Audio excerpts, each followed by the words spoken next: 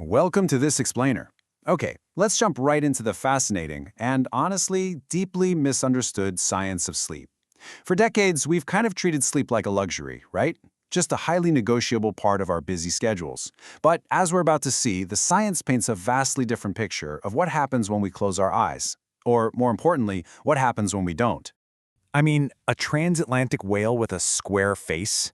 It sounds like a crazy surrealist painting.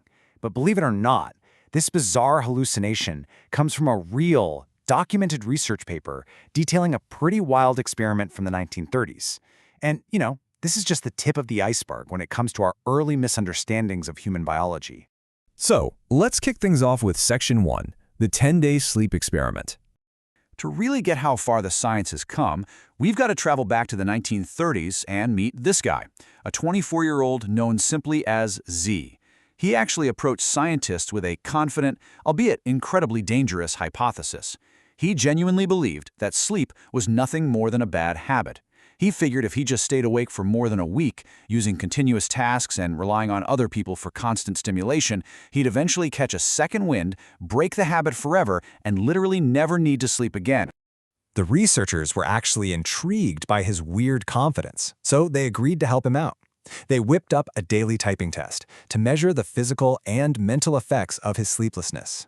Every single day, Z had to sit at a typewriter for 30 minutes, marking his progress minute by minute so they could meticulously compare his typing speed and his accuracy.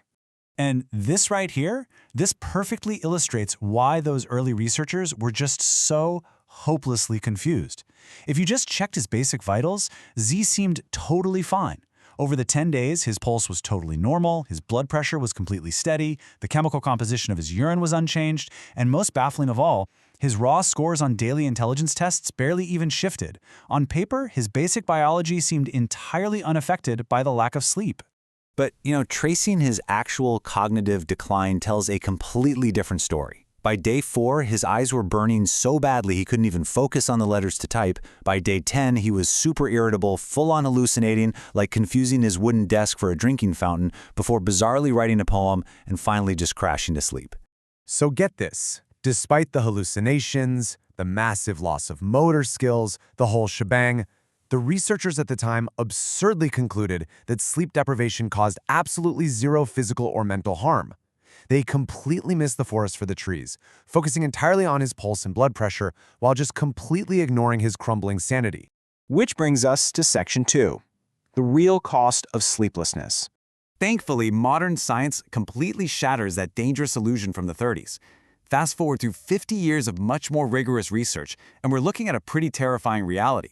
Chronic sleeplessness acts as a direct catalyst for severe, life-threatening conditions. We are talking depression, high blood pressure, an increased risk of diabetes, weight gain, heart disease, and ultimately an earlier death. We know now that treating sleep like an optional habit isn't just foolish, it is physically devastating. Let's move right along to Section 3, how your brain sleeps. To really grasp why missing sleep is so devastating, we have to realize that a sleep cycle isn't just your brain switching off. It's an incredibly active, repeating 70 to 120-minute period during the night where your brain is meticulously processing information. If we don't go through these regular, uninterrupted cycles, we quite literally lose our biological ability to learn and retain new things. Think of your brain like a massive, incredibly complex filing system. During non-REM deep sleep, it's like a busy office worker carefully filing the day's raw facts into specific folders for permanent storage. Then, during REM, or rapid eye movement sleep, your brain actively builds the cross-references. It integrates those new folders with everything else you already know, turning raw facts into actual wisdom. You desperately need both to function. Okay, Section 4, the memory test. To see this filing system in action, scientists set up a brilliantly simple experiment.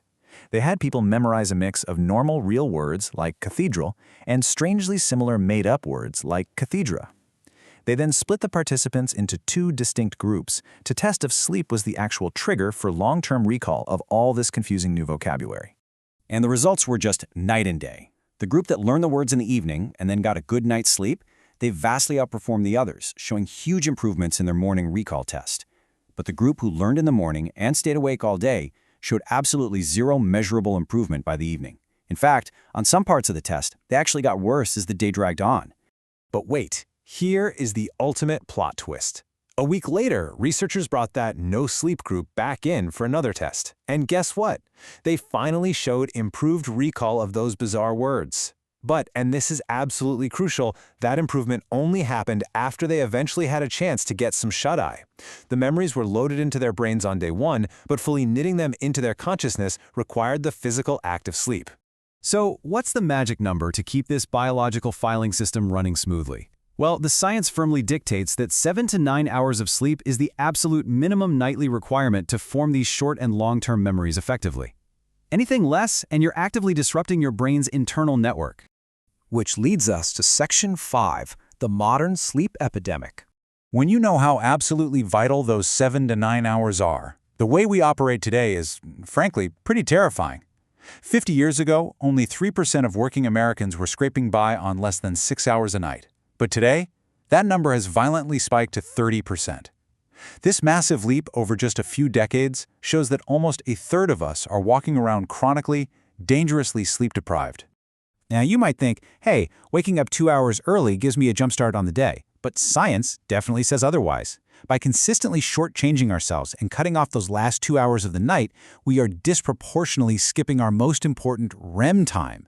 We are literally skipping the vital integration phase where our brains connect the dots of our daily lives.